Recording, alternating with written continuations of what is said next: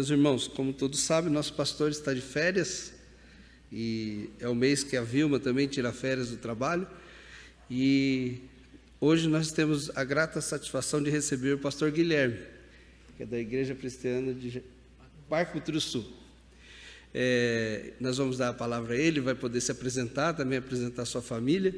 Eu quero dizer que nós sentimos um carinho muito grande pela igreja Parque Cuturuçu. Ela foi filha dessa igreja, era a congregação aqui da Presbiteriana de Vila Buenos Aires, e agora já há algum tempo já é igreja, né? Já é constituída igreja. Nós tivemos a grata satisfação, eu e a Márcia, a minha irmã, o Emílio, o Joel, a Sirene, pastor Francisco da Chagas, pastor Jorge, que faleceu, né? A Valéria, a Vera, seu Pierre, seu Davi, o seu Betinho. Nós trabalhamos por 6 anos naquela igreja, de 87 a 93. Então, a gente tem um carinho muito grande, podemos trabalhar naquele bairro, e graças a Deus, Deus mantém essa igreja para a honra e glória do Senhor. E nós estamos muito contentes com a sua vinda aqui. Amém, amém. Que Deus abençoe na sua palavra. Amém, amém. Fica à vontade, o público é do céu. Amém, obrigado, irmão.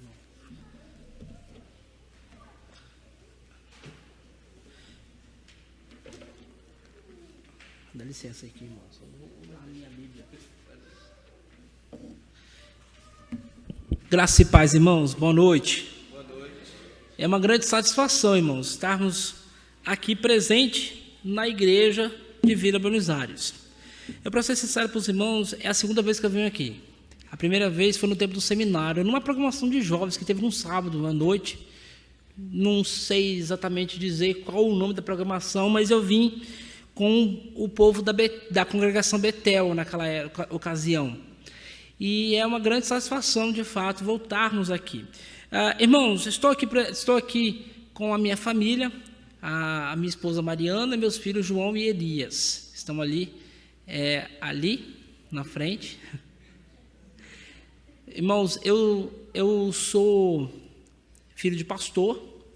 Meu pai, ele se formou também no seminário José Manuel da Conceição e era membro de São Miguel Paulista na época. Então eu nasci em São Miguel Paulista, fui batizado em São Miguel Paulista, depois ele foi embora.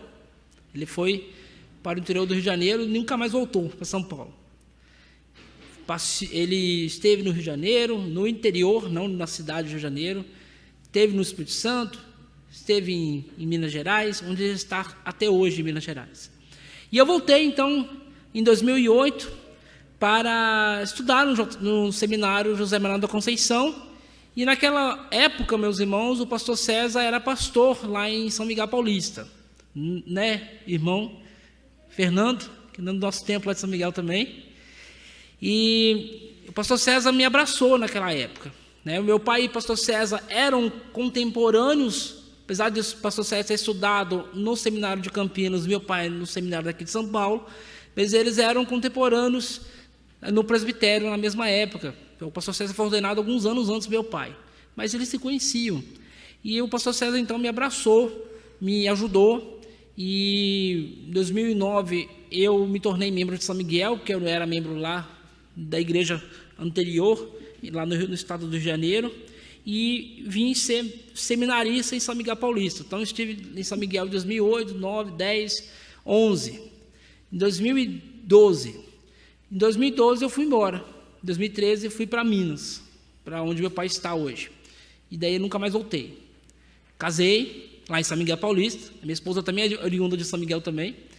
E ficamos, então, 2 anos em Minas e 5 anos no estado do Goiás. Os irmãos terem ideia, eu morava numa região até conhecida.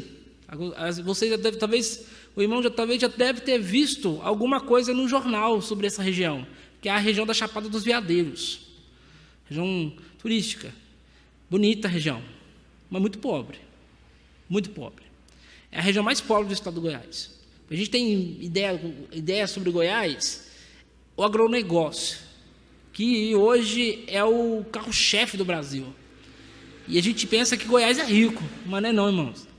Algumas regiões sim, outras não. E eu morava na região pobre, na região nordeste do estado do Goiás. E Deus, então, em 2019, eu estava lá em Goiás, não pensava necessariamente em sair em 2019, mas o pastor César, entrando de novo o pastor César nessa história, ele me indicou para o presbítero Sérgio, lá de Buturuçu. E o Sérgio, então, me ligou e perguntou se eu queria vir conhecer a igreja de Buturuçu, porque o pastor reverendo Marco Antônio, que também faleceu recentemente, né, havia deixado a igreja de Buturuçu, e eu vim conhecer, deu certo, e viemos, 2020. Aí começou a pandemia. Então, nós estamos aí, meus irmãos, período difícil de pandemia. Mas Deus tem nos abençoado muito lá na igreja de Buturuçu. Meus irmãos, eu há muitos anos ouço falar da igreja dos irmãos. Há muitos anos, mas não conhecia, vim só uma vez, e hoje Deus nos deu a oportunidade de estar aqui com os irmãos e pregar a palavra de Deus. Então, sendo assim, eu convido os irmãos que abram suas Bíblias no Salmo 42 e 43. Vamos hoje pregar nos dois salmos, 42 e 43.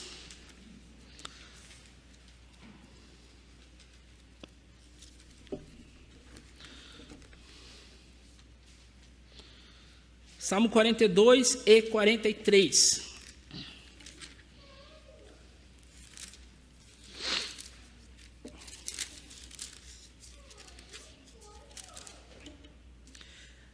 Assim diz a palavra de Deus, meus irmãos. Como suspira a corça pelas correntes das águas, assim por ti, ó Deus, suspira a minha alma. A minha alma tem sede de Deus, o Deus vivo. Quando irei e me verei perante a face de Deus?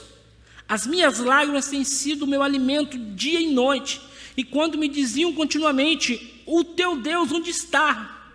Lembra-me dessas coisas, e dentro de mim se derrama a alma, como eu passava com a multidão de povo, e os guiava em procissão à casa de Deus, entre gritos de alegria e louvor, multidão e festa.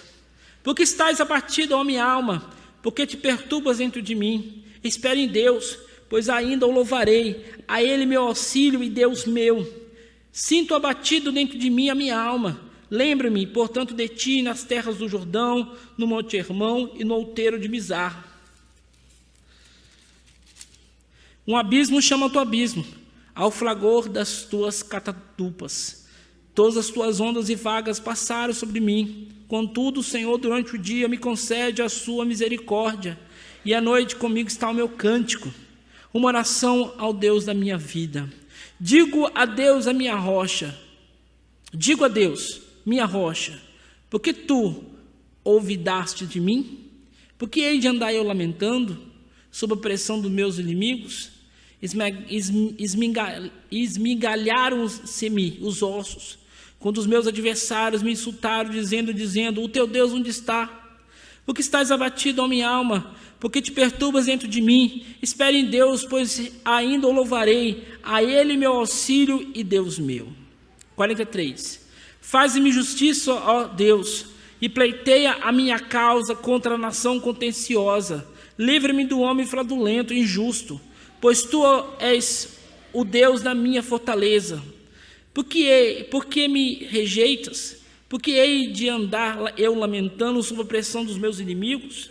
Envia a tua luz e a tua verdade, para que me guiem e me levem ao teu santo monte, aos teus tabernáculos. Então irei ao altar de Deus, que é a minha grande alegria. Ao som da harpa eu te louvarei, ó Deus, Deus meu. Porque estás abatido, ó minha alma, porque te perturbas dentro de mim? Espere em Deus, pois ainda o louvarei, a Ele o meu auxílio e Deus meu. Meus irmãos, eu havia dito agora há pouco sobre a realidade da pandemia. E, de fato, temos passado tempos difíceis. Uma pandemia que fez com que ficássemos em casa, impossibilitou o nosso culto presencial. Ficamos, no ano 2020, um bom tempo sem vir a esse local, os irmãos, né, no caso, a esse local, nós lá no Parque Buturuçu. E durante 2021 ainda teve pequeno espaço de tempo também, que ficamos também longe. Nesse contexto, meus irmãos, muitos ficaram tristes, pois não puderam cultuar a Deus em comunidade, presencialmente, junto com os irmãos. Para estes, o culto transmitido pela internet, que é importante, não bastava, pois era importante a presença dos irmãos, era importante estar juntos. Hoje veremos, meus irmãos, o clamor de um salmista que estava longe da casa de Deus, sofrendo, sendo atacado por adversários que lançavam injúrias, afrontas. Esse salmista provavelmente compôs os 2 salmos como um único salmo. Aqui é uma questão que é interessante nós pensarmos. Tenho certeza que o irmão já deve ter ouvido isso várias e várias vezes, mas você sabe que essas divisões de capítulos e versículos não foram inspirados por Deus. O texto bíblico, sim. Quando os salmos foram compostos, não tinha lá a divisão, Salmo 1, Salmo 2, Salmo 3. Provavelmente os Salmos 42 e 43 eram o mesmo salmo. Não sei porquê, qual é o motivo, talvez o nosso irmão que estudou há pouco tempo possa responder isso melhor do que eu. Estava no seminário até o ano passado.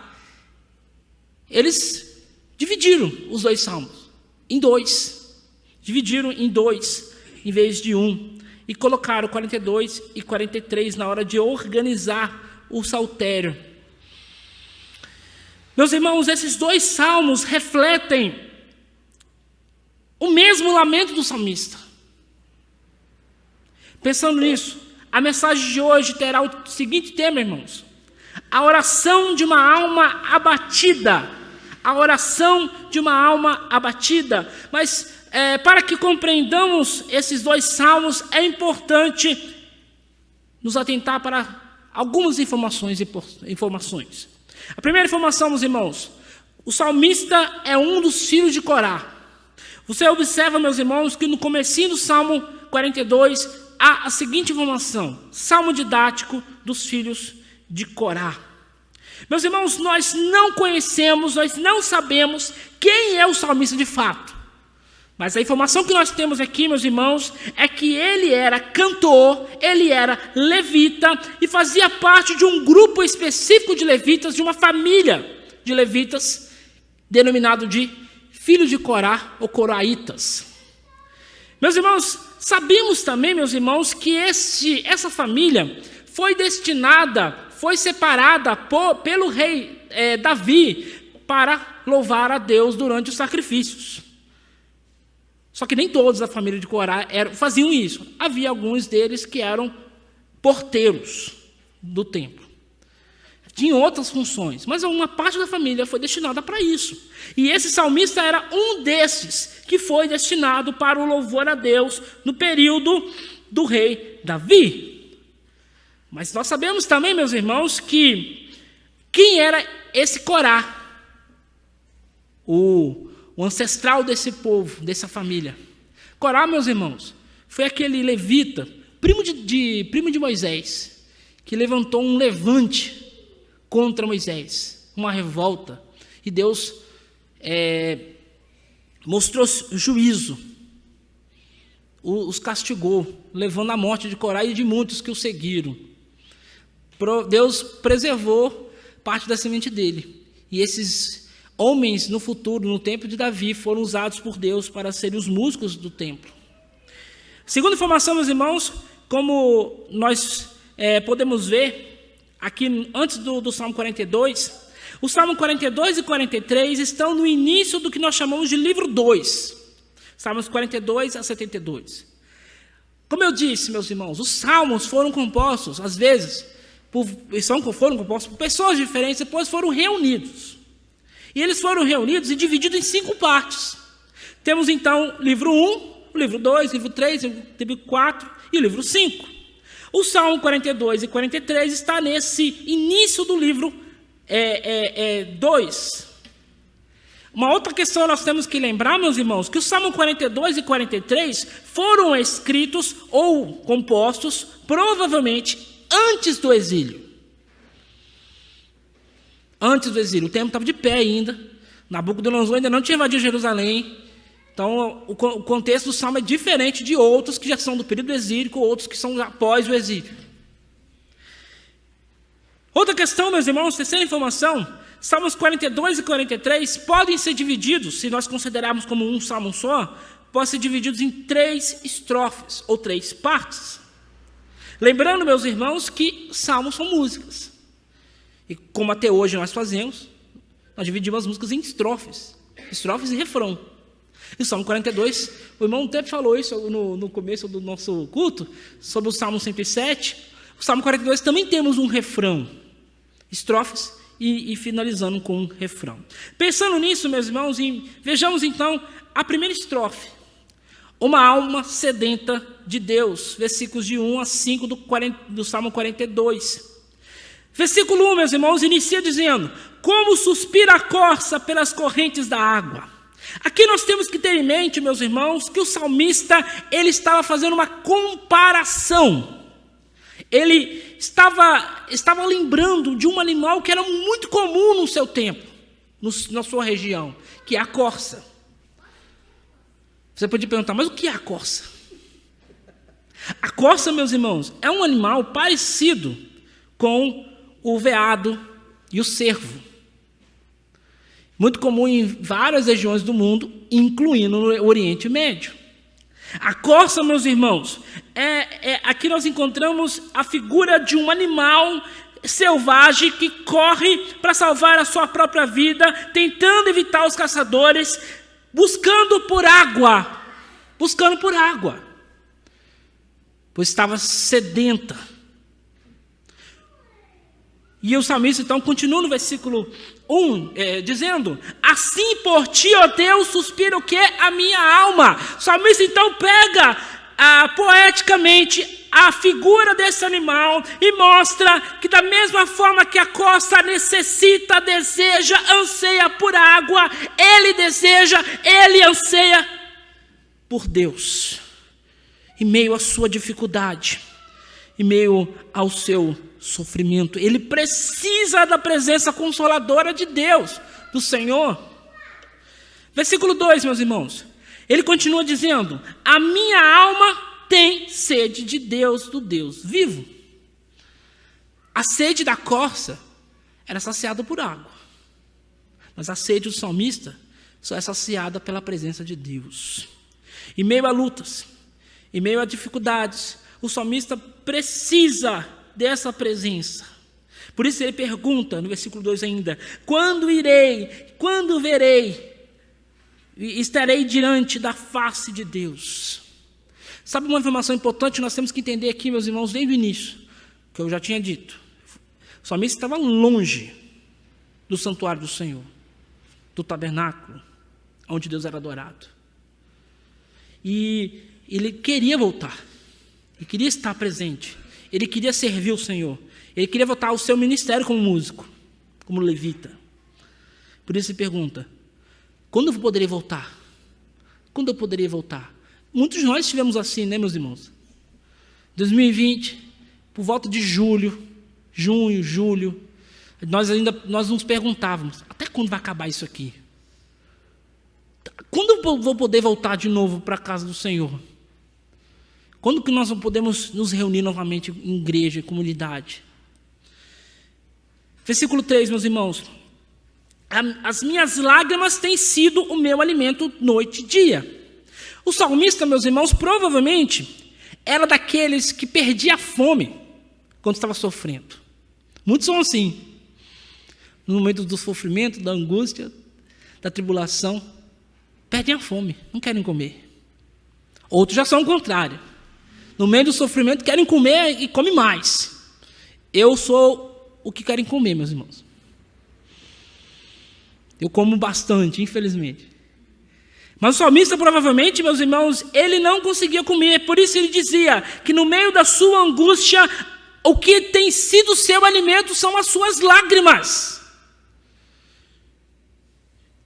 Noite e dia. E ele diz: enquanto me pergunto, aonde está Deus? Meus irmãos, o salmista estava sofrendo, E ele ainda precisava ouvir a zombaria das outras pessoas, dizendo: você não é servo de Deus? Você não é levita? Por que você está sofrendo? Não faz sentido. Você não pode sofrer. Cadê o seu Deus, levita? Versículo 4, ele continua. E aí ele diz que quando lembra dessa situação que ele está enfrentando, e quando ele lembra também, meus irmãos, do seu trabalho como levita, ele começa a derramar a sua alma diante do Senhor. Ele começa a vir à sua memória, meus irmãos, o tempo que ele ainda estava lá em Jerusalém, o tempo que ele ainda guiava o povo em procissão, em adoração ao Senhor, o tempo onde ele ainda louvava o Senhor com o povo de Deus, o Deus da aliança. E aqui nós chegamos no refrão. Não falei que tinha refrão? Estrofe, refrão. O refrão, meus irmãos, é o que está no versículo 5, também está no versículos 11 e depois repetido no capítulo 43, no Salmo 43, versículo 5. O salmista se pergunta: por que está abatida a minha alma? A ideia aqui é que é como se ele olhasse para o espelho e olhasse para o espelho e se perguntasse: por que você está triste? Por que a tua alma está caída? Por que a sua alma está murmurando? Porque essa ideia de perturbas é murmurar, é reclamar. Por que eu vou fazer? Por que eu vou reclamar? Eu tenho que esperar em Deus. Eu espero em Deus, pois eu tenho a certeza que eu ainda o louvarei, porque Ele é meu auxílio. Ele vem no momento da dificuldade. Ele é meu Deus. Por isso eu vou louvá-lo, eu vou glorificá-lo em todo momento.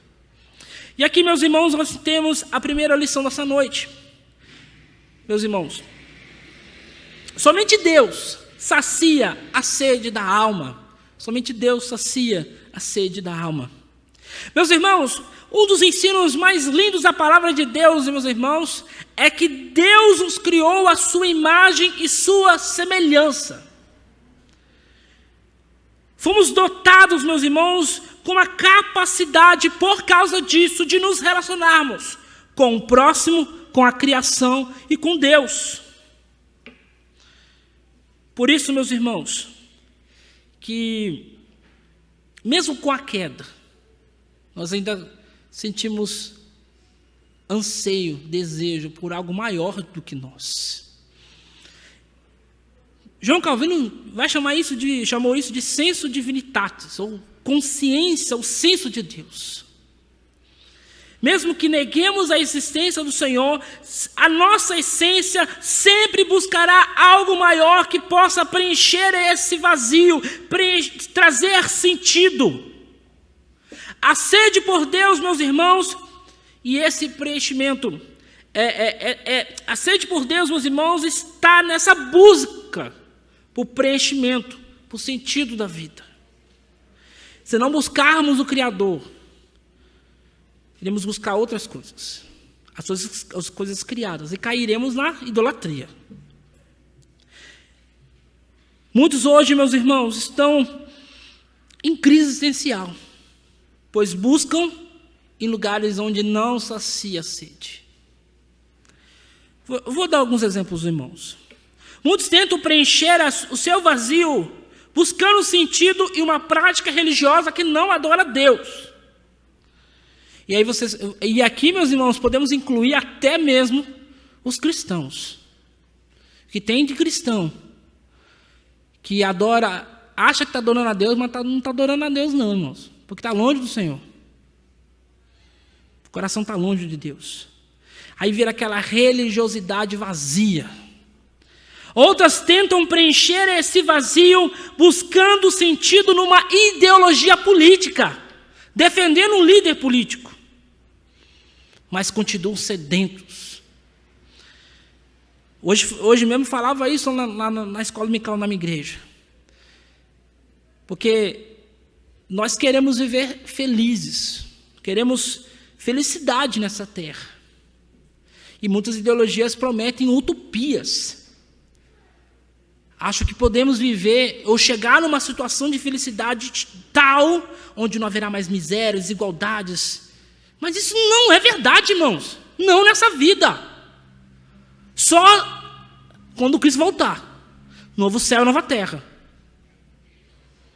Mas as pessoas continuam sedentas. Muitos, meus irmãos, tentam preencher esse vazio através do prazer desenfreado. Não se contentam apenas com uma só esposa ou com uma só namorada. Até muitas. Ou muitos namorados. Ou através do entretenimento sem limite. Meus irmãos, eu conversava isso com a minha esposa essa semana. O que nós temos de opções nas plataformas de streaming, não dá para assistir tudo, irmãos. É muita série, é muito filme. Quando éramos, há 20, 30 anos atrás, quando eu era criança, nós assistíamos o que está na televisão. Não é isso, irmãos? E tinha os horários certos. De que assistir desenho é naquele horário específico. Agora as crianças assistem desenho na hora que elas querem. Não tem, meus irmãos, isso não preenche o vazio do nosso coração. Meus irmãos, muitos tentam preencher esse vazio e continuam sedentos, meus irmãos. Querem preencher esse vazio através da ciência e da racionalidade humana.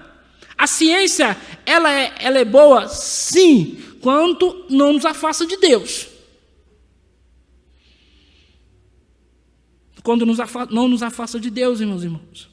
Precisamos então, meus irmãos, entender que a única forma, meus irmãos, de preencher esse vazio é através de Jesus Cristo. Ele veio a esse mundo para isso. Ele, em João 4, disse para a mulher samaritana: se você pedir, eu lhe darei água viva. Você nunca mais vai ter sede. Jesus disse também em João 6, eu sou o pão que veio do céu. O pão vivo. Quem comer de mim, nunca mais tem fome. Vai ter fome. E eu te pergunto, você tem sede de quê? De Deus ou das coisas desse mundo? O que você tem tentado preencher o vazio do seu coração? Se Cristo ainda não saciou a sua sede, creia em Jesus. Se arrependa de seus pecados. Ele vai saciar a sua sede. Ele vai matar a sua fome espiritual. Ele vai preencher o vazio do seu coração e da sua existência. Mas agora nós vamos para a segunda estrofe, meus irmãos. A distância do santuário, o enfrentamento dos adversários, versículos 6 a 11 do Salmo 42. Versículo 6. O salmista novamente vai falar que a sua alma está caída, abatida por causa dos sofrimentos que enfrentava. E aí ele vai dar uma indicação do possível lugar onde ele estava. Por que ele estava longe? Ele provavelmente, meus irmãos, estava na região norte de Israel. Porque ele diz que ele estava nas terras do Jordão, no Monte Hermon, no outeiro de Mizar. Não sei se você lembra, meus irmãos, mas o Monte Hermon é o mesmo monte que aparece no Salmo 133. Dali o Senhor abençoa Israel, através do orvalho de Hermon. O Monte Hermon é o mesmo monte onde Jesus aconteceu o relato da transfiguração de Jesus. Esse é o cume mais alto de Israel. Tem 2.814 metros. Ele estava naquela região, meus irmãos. E naquela região também, meus irmãos, que está as nascentes do Rio Jordão. E ele também estava perto de um outro monte, que era o Monte Mizar. É um monte um pouco menor, mas também ali próximo do Monte Hermon. E aí ele continua no versículo 7. Um abismo chama outro abismo. Meus irmãos, enquanto ele estava naquela região, a observar o início do Rio Jordão, ele compreende que o seu sofrimento era parecido com as correntes do rio. Da mesma forma que as águas descem com a força pelas catadupas ou pelas cataratas ou cachoeiras, indo de abismo em abismo, ele entende que a sua vida está sendo levada pela angústia. Parece que o seu sofrimento não tem fim. Os problemas estão apenas acumulando. E por vezes nós também sentimos assim. Não é por vezes a gente sente que um problema não chama outro. E parece que a gente não está conseguindo sair. Se a gente continuar utilizando o exemplo da pandemia, muitos inicialmente tinham um problema da pandemia. Não queriam ficar contaminados e morrerem, provavelmente. Aí ficaram em casa. Aí veio o problema do desemprego. Porque muitos perderam o emprego. Ou não puderam trabalhar, porque foram impedidos. E o desemprego trouxe o quê? As dívidas. As dívidas fez com que muitos tivessem seus nomes sujos. Então, meus irmãos, um problema às vezes chama outro problema, e nós somos às vezes levados por essas situações. E aí o salmista continua no versículo 8 dizendo: mas, porém, apesar do sofrimento, apesar de tudo que ele estava passando, ele sabia que o Senhor nunca o deixaria desamparado. Por isso ele confessa que o Senhor, o Jeová, o Deus Todo-Poderoso, durante o dia concede o que é a sua misericórdia, e durante as noites o que? Ele pode louvar o Senhor, com a certeza de que Deus está com ele. A presença consoladora do Senhor é real em sua vida. Versículo 9. E ele continua: digo a minha rocha, digo a Deus a minha rocha, porque tu olvidaste de mim, porque hei de andar lamentando sob a pressão dos meus inimigos. Por saber que Deus está cuidando de tudo, nos momentos de angústia, o salmista leva a Deus o seu sofrimento e pergunta: por que olvidaste ou esquecesse de mim? Por que eu vou continuar lamentando? Por que eu vou continuar murmurando debaixo da pressão dos inimigos? Se Deus está comigo, por que eu vou continuar reclamando? Versículo 10. E aí vem a palavra que eu tenho dificuldade de falar, mas tudo bem. Esmigalharam-se-me os ossos. Ou seja, os meus ossos foram destruídos. Em qual momento? Quando os meus adversários me insultaram. Me insultaram de que forma? Me falando, me dizendo que se você é servo do Senhor, por que você está sofrendo? Cadê teu Deus? Essa experiência não é só do salmista, irmãos. Nós também passamos por isso. Quantos não são as vezes que nossos vizinhos, amigos, familiares veem o nosso sofrimento e perguntam: mas você não é servo de Jesus? Você não é crente? Ainda mais com a teologia da prosperidade ainda rondando nossas igrejas ainda. Onde foi ensinado muitas vezes que o crente não sofre. E isso não é verdade. Nós sofremos, sim. Versículo 11, meus irmãos, nós encontramos mais uma vez o refrão. E o salmista então relembra mais uma vez que ao invés de focar na alma abatida, na perturbação, ele vai esperar em Deus e vai louvar o Senhor. Vai louvar o Senhor, vai glorificar o Senhor. Segunda lição dessa noite, irmãos: os sofrimentos não podem nos levar à murmuração. Qual é a sua atitude diante do sofrimento, das dificuldades, das lutas da vida? Muitos apenas reclamam da vida, da sorte de Deus. Até mesmo aqueles que fazem parte do povo de Deus. Você vai conversar, meus irmãos, às vezes com algumas pessoas, e eu faço isso. Eu tenho 9 anos de ministério ordenado. Já tive essa experiência. Vai conversar com alguns irmãos e pergunta: irmão, você está bem? Ele só vai dizer problemas. Sei que todos nós passamos problemas. Mas não há nada de bom na vida do irmão. Não dá nenhuma bênção do Senhor. As pessoas só focam nos problemas, só reclamam. Muitos caem na tentação de murmurar.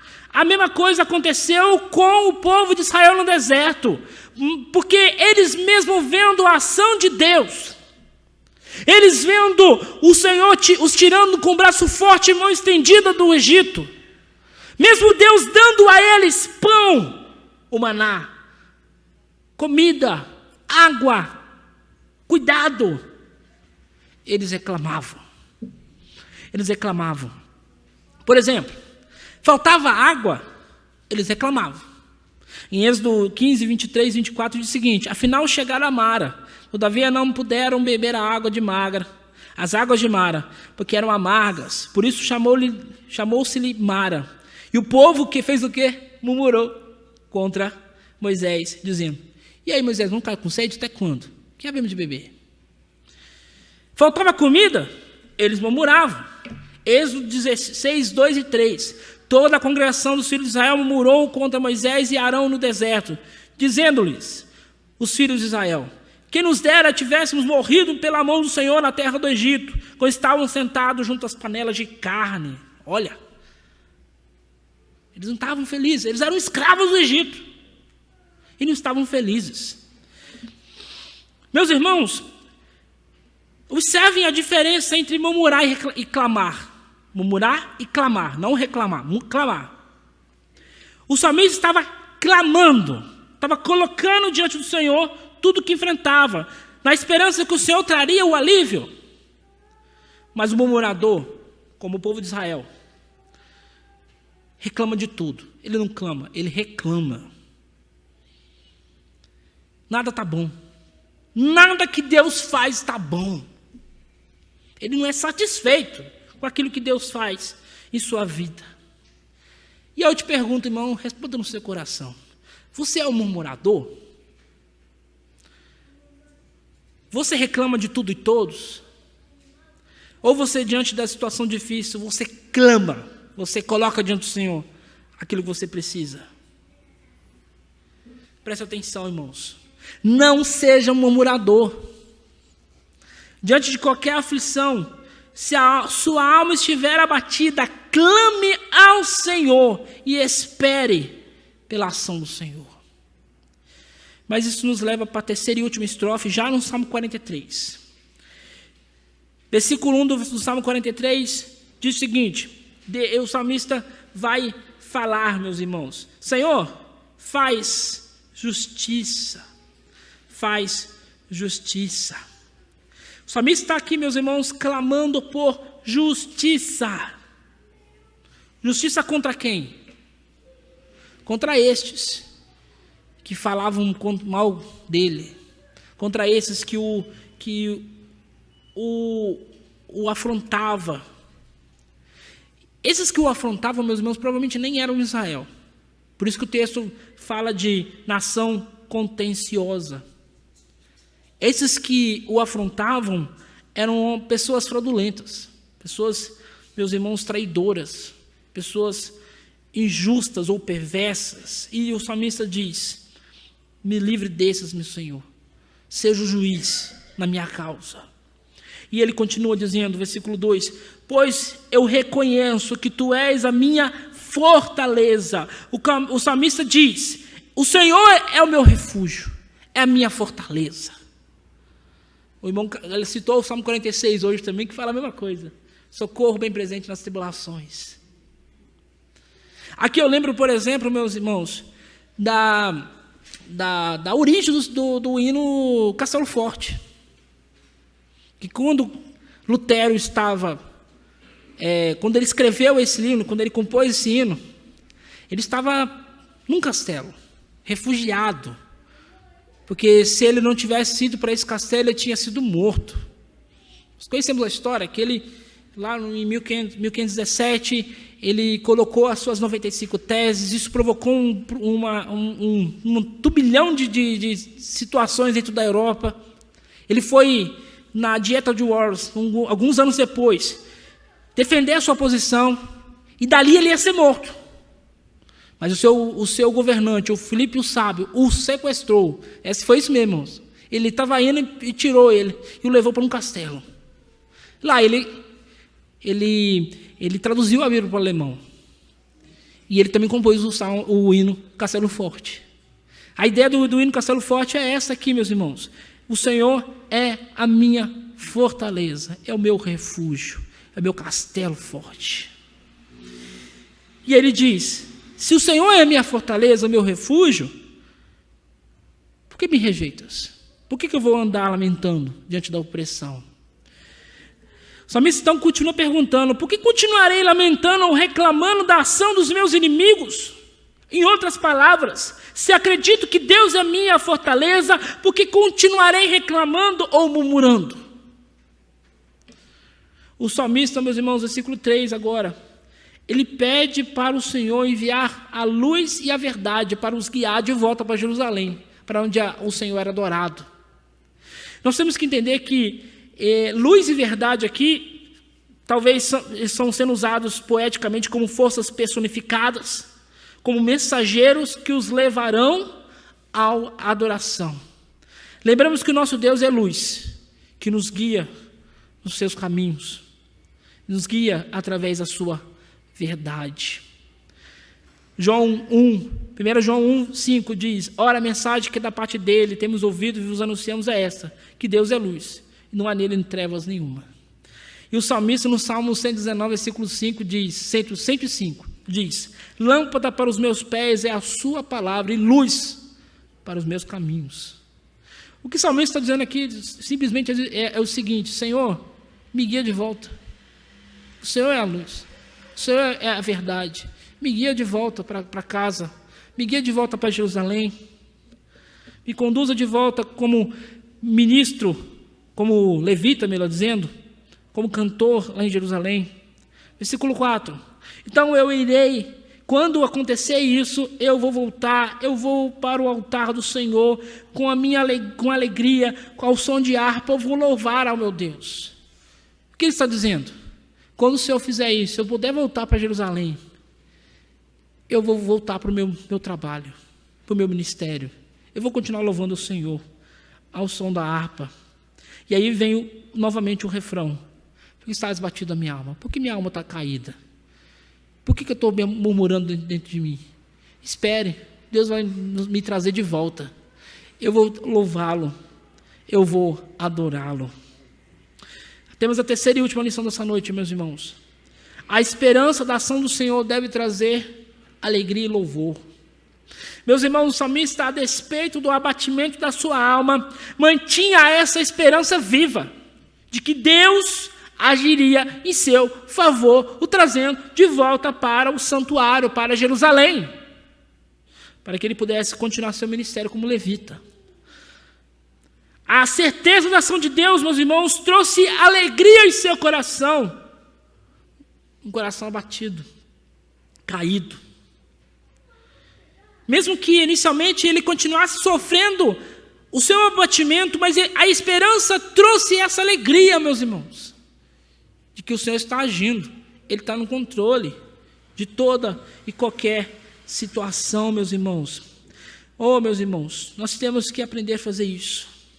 Por exemplo, precisamos aprender a manter viva a esperança e a fé no Senhor em meio às dificuldades. Como é fácil, meus irmãos, enquanto enfrentamos tribulações e lutas, esquecermos que o Senhor está conosco, esquecermos que o Senhor está cuidando de nós, esquecermos que Ele é o nosso refúgio e fortaleza. É muito fácil, meus irmãos, é muito fácil, porque somos fracos, somos pecadores. Por isso nós temos, meus irmãos, trazer à nossa memória e rogar ao Senhor que sempre possamos relembrar que Ele está conosco. E se Ele está conosco, nós simplesmente temos que louvá-lo. Temos que adorá-lo. Temos que glorificá-lo. Mas louvar não é só cantar, irmãos. A gente acha que louvar é só cantar. Eu acho interessante que nós criamos na igreja presbiteriana, que só tem na igreja presbiteriana, irmãos, o momento de louvor. Só tem na nossa igreja, irmãos. E talvez nas batistas. Porque em outras denominações, como a liturgia não é igual à nossa, eles começam a cantar desde o início. Esse momento de louvor é o culto inteiro, praticamente. A gente, então, convencionou achar que louvor é apenas o momento da música, cantar, louvar, cantando. Nosso irmão tocando aqui e a gente cantando junto com ele. Ou o playback do hino, não importa. Ou até sem instrumentos também. A gente às vezes canta sem instrumentos também. Mas louvar é muito mais do que isso, meus irmãos. Louvar aponta para uma vida de adoração, de obediência ao Senhor. Por louvor e alegria e gratidão ao Senhor por tudo aquilo que Ele faz por nós, não vamos obedecer os mandamentos do Senhor. E a todos, não é só alguns não, não é só aquele que me agrada, mas a todos. Mas também, meus irmãos, nas nossas orações, as orações devem louvar o Senhor. As nossas ações devem louvar o Senhor. E aí eu te pergunto, você mantém viva a esperança e a fé no seu coração nos momentos das tribulações que você enfrenta? Você continua louvando a Deus, apesar, a despeito dos sofrimentos que você está enfrentando? Não esqueça, mesmo que enfrentarmos o sofrimento e a aflição, precisamos ter uma vida de louvor, alegria, gratidão a Deus, porque Ele é bom. Ele é bom. Eu gosto muito do Salmo 100, que foi o salmo que eu aprendi a ler. Filho de crente, irmãos, a gente aprende a ler com a Bíblia, primeiro devia ser. E o Salmo 100, meus irmãos, no final, depois de nos chamar no início a celebrar o Senhor com júbilo, com alegria, com louvor, no final diz, nós celebramos por quê? Porque o Senhor é bom, a sua misericórdia dura para sempre, de geração em geração a sua fidelidade. O Senhor é bom, em todo tempo Ele é bom. Vimos hoje, meus irmãos, a oração de uma alma abatida, de alguém que estava longe do santuário de Deus, que mantinha a esperança de voltar, reassumir seu ministério. Estamos, meus irmãos, com fé em Deus no final do período da pandemia. Acredito que sim, irmãos, no final do período da pandemia.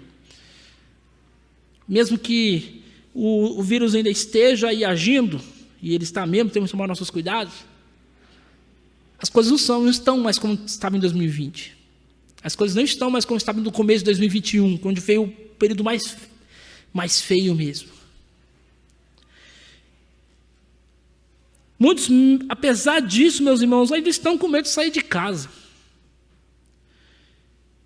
Com medo de voltar aos cultos.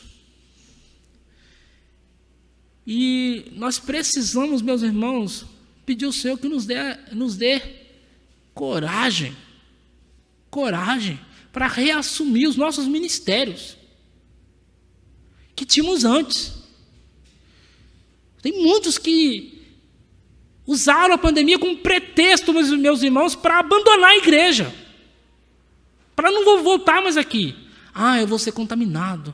Mas a pessoa vai no mercado, a mesma pessoa vai na praia, vai passear, mas na igreja não vem. Temos que tomar cuidado, meus irmãos, e rogar ao Senhor que nos dê essa alegria, essa confiança em Deus. É claro, tomando cuidados, mas reassumir os nossos ministérios que tínhamos antes, ou assumir outros ministérios, porque temos outras coisas para ser feitas também. E honrar o Senhor com a nossa vida, louvá-lo em todo o tempo com a nossa vida, em todo momento. Que possamos, meus irmãos, ter esse desejo ardente por servir o Senhor em todo o tempo, com nossos dons, talentos, porque isso tem a ver com desejo por Deus também, sede por Deus. E que Deus nos fortaleça, que Deus nos abençoe. Amém. E amém. Obrigado, meus irmãos.